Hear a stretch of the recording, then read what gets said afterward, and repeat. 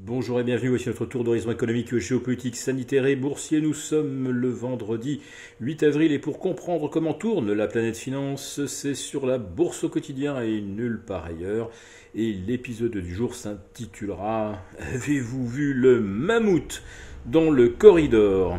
Oui, parce que là, la chute des marchés obligataires prend de telles proportions, on peut appeler ça une véritable débâcle, que ce mouvement de correction sans précédent, je crois même en remontant à 1994, on ne trouve pas d'équivalent, avec sur la semaine écoulée des OAT qui prennent 25 points de base, des T-bonds américains qui affichent maintenant 33 points de mieux, et l'objectif des 2,60 sur les T-bonds américains est donc même dépassé, on est à 2,72, on est à 1,27,5 sur les OAT.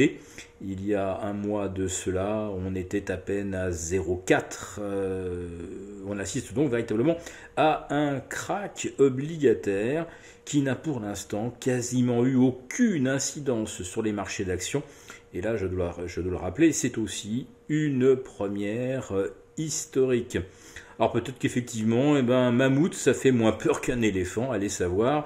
Mais les conséquences financières sont absolument colossales pour ceux qui ont, vous savez, des portefeuilles dits prudents, avec 60% d'obligations, 40% d'actions.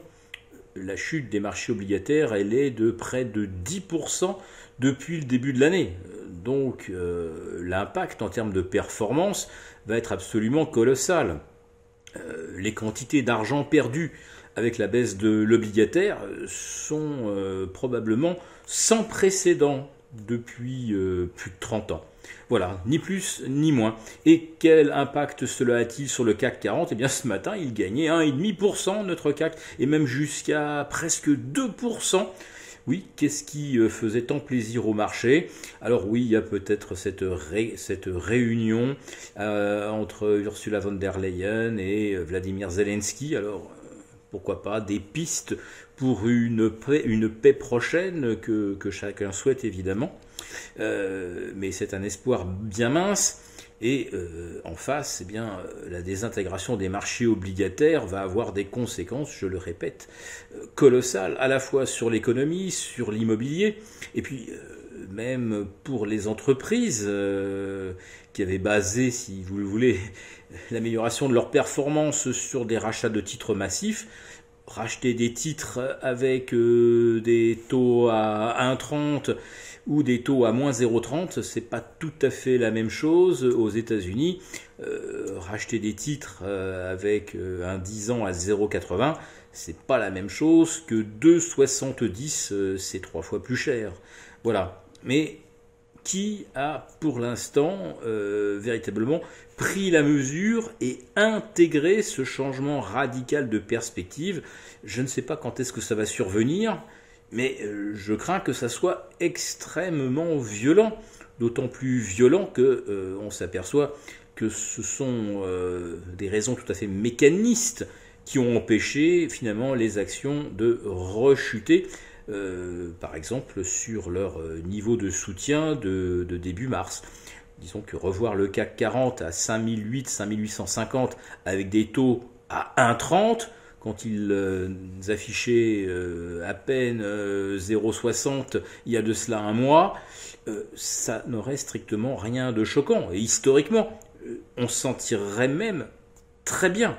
Le CAC aujourd'hui à 6005, compte tenu de la variation de taux depuis le 20 décembre dernier, c'est pour ceux qui souhaiteraient s'alléger, je dirais que c'est des conditions auxquelles ils n'auraient jamais pu croire si en plus on leur avait dit qu'il y avait une guerre qui s'inscrirait dans la durée avec une inflation touchant tous les domaines d'activité.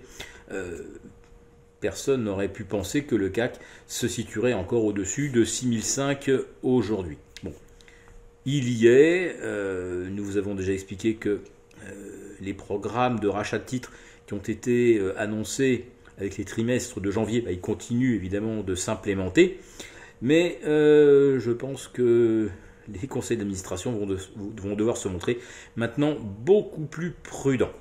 Alors j'ai quand même terminé sur une note positive, c'est pour ceux qui détiennent de l'or.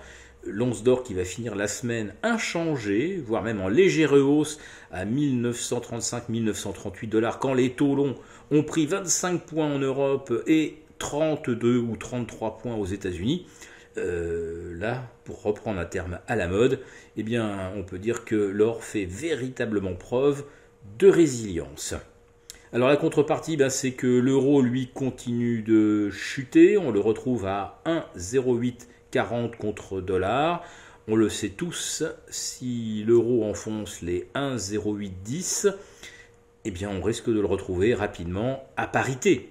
Qu'est-ce que ça veut dire pour l'Europe ? Eh bien ça veut dire des importations qui vont nous coûter pratiquement 8% de plus dans quelques mois, et cette faiblesse de l'euro qui s'ajouterait donc à l'inflation, comme si nous n'en avions pas assez comme cela, puisque instantanément on pense qu'on est maintenant au-delà de 10 dans 2 ou 3 pays d'Europe, Espagne, Belgique par exemple, et on ne doit pas être très très loin non plus de ce seuil aux États-Unis.